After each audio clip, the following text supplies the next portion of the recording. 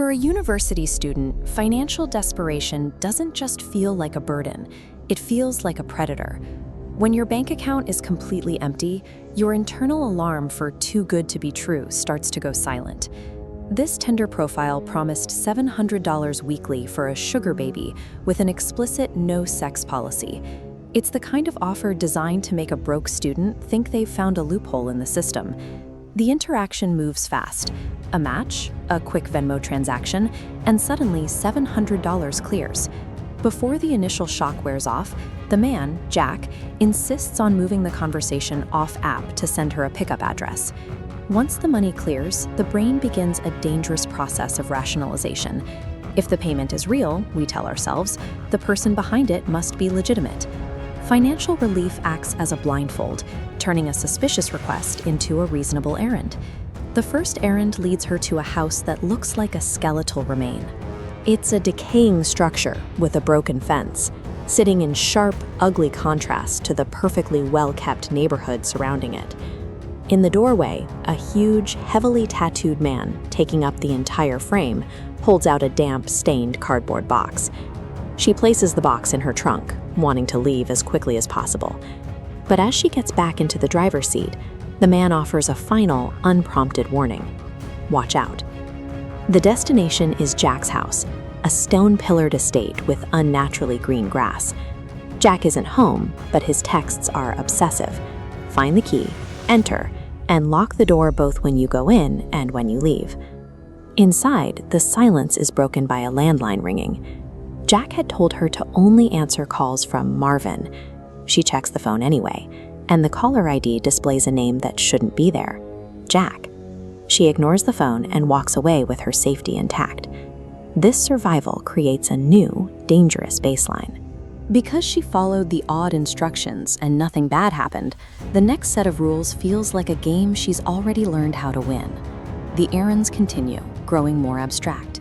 She swaps high-end cars in public parks and delivers briefcases to the decaying house, earning $3,500 for tasks she doesn't understand. Then Jack makes an offer that eclipses the rest, $1,000 just to stay the night in his house. No deliveries, no swaps, just being present.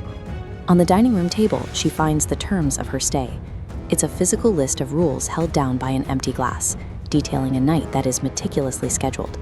The house is now a minefield of forbidden actions. Faucets cannot be touched between 9 and 11 p.m.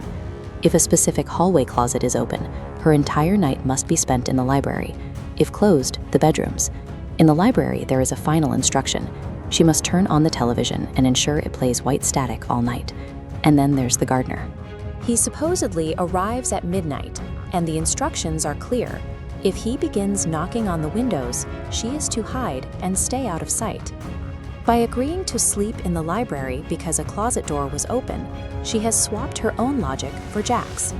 The rules are nonsensical, but once you begin to organize your life around them, you've already surrendered your autonomy to the person who wrote them. She locks herself in the library and waits. The house feels heavy, governed by the ticking clock and the strange list on the table. At exactly 10:16 p.m., the front doorbell rings. From the other side of the door, voices claiming to be the police demand that she open up. They are loud, aggressive, and insistent. When she doesn't move, the tactic changes. The aggressive tone disappears, replaced by a voice that sounds exactly like Jack, pleading with her to let him in. He sounds small, desperate, and familiar. The danger here isn't a forced entry, it's a test of social conditioning. It's much harder for most people to ignore a person in distress than it is to ignore a threat, and the house is waiting for her to let her guard down for the sake of being helpful. Morning arrives, and with it, a sense of relief. She finds Jack in the kitchen making breakfast. He looks exactly like his photos, acting like a gracious host as he hands her a plate of eggs. She leaves for her own apartment, feeling the weight of the night finally lift. She's home, she's safe, and the money is hers. But as she unpacks, she sees the list again. Her eyes stop on a single line she completely overlooked in the chaos of the night. She never turned the TV on. The library was silent. At that exact moment, a text arrives. It's a notification for the $1,000 payment, followed by a message from Jack. He tells her he's out of town and won't be back for a week. The man who cooked her breakfast was a stranger. A second text arrives from an unknown number. Did you forget to do something? It's a photo of the man in the kitchen standing next to the silent TV. Then a final image, the view of her own front door from the street, and a familiar warning: watch out. By failing to maintain the static, she didn't just break a rule, she allowed the environment of the house to expand. The threat is no longer at Jack's address. It has followed her across the city, proving that the boundaries she was supposed to keep were the only things protecting her reality from his.